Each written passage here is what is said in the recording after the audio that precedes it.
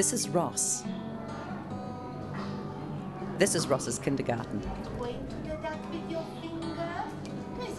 This kindergarten isn't like most kindergartens because Ross and his classmates all have cerebral palsy.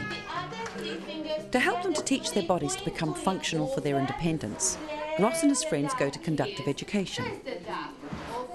This alternative learning was found in Hungary during the Second World War. It's only been in New Zealand for the last 15 years and is relatively unknown to most people. Ross's mum knew about it from her physio.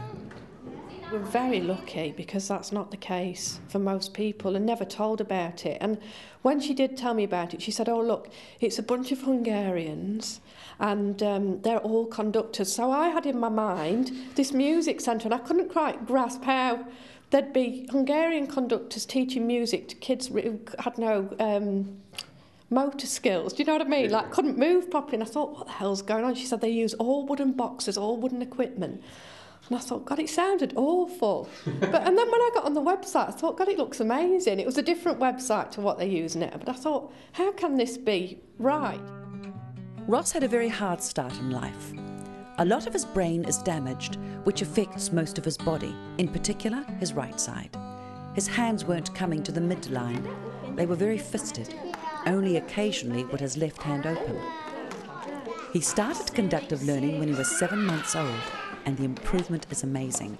He learnt recently to open his right hand.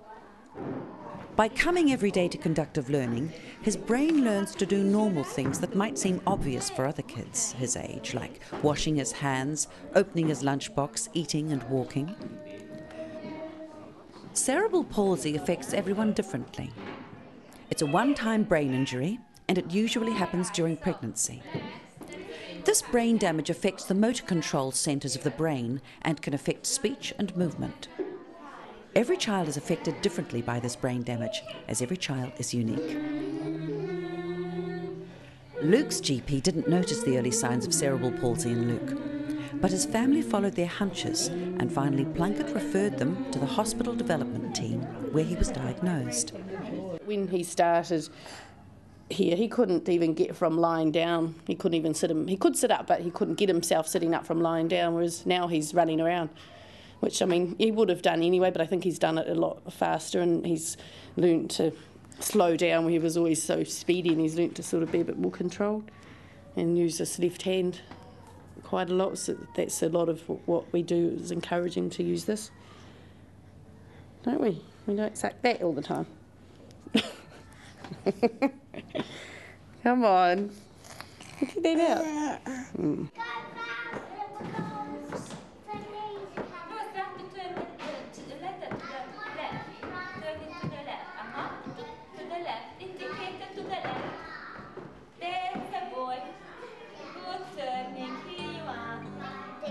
These classes help them to integrate into schools with non-disabled children by making their bodies learn to do everyday tasks which can seem impossible.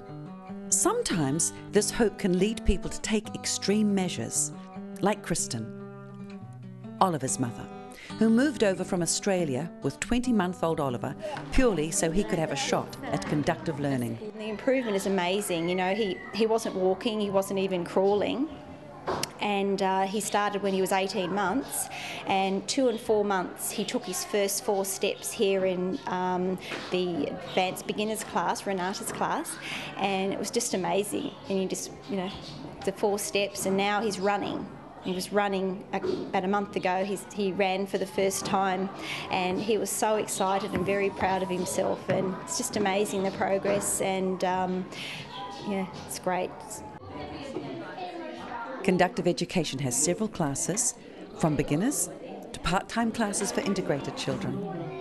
It works on the bond between parents and child, and the slow release of the parent until just the child remains in the later classes. Children seem to make progress in the nurturing environment of the school, and their small personalities blossom.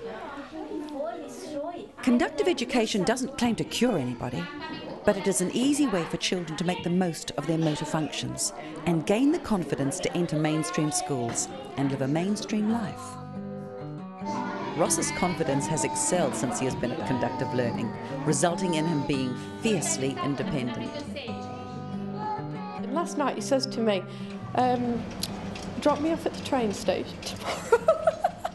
I said, I can't. I said, we're going, because they're going to the train station, then they're going to Britomart, and then they're going on the bus. And I said, look, Ross, it's far too busy. I said, if you were going to Motat, Kelly Tarleton's, blah, blah, blah, yeah, I'm sure they would let you go on your own, but I said, not for this.